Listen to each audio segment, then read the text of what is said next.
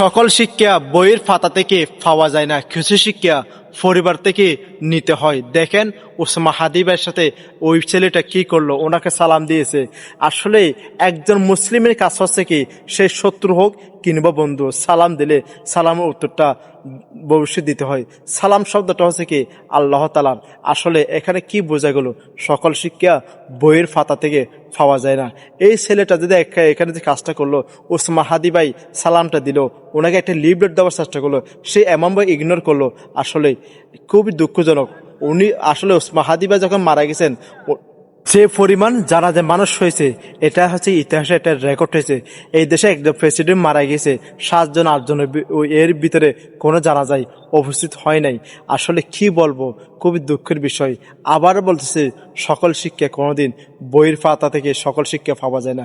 কিছু শিক্ষা অবশ্যই পরিবার থেকে, ছেলে সন্তান থেকে আমাদের দেওয়া দরকার। অন্তত কেউ একজন সালাম দিলে সেই সালামটার উত্তরটা যেন মানে কি দিতে হয়, এটা অবশ্যই আমাদের ছেলে সন্তান থেকে শিক্ষাটা অবশ্যই আমাদেরকে দিতে হবে।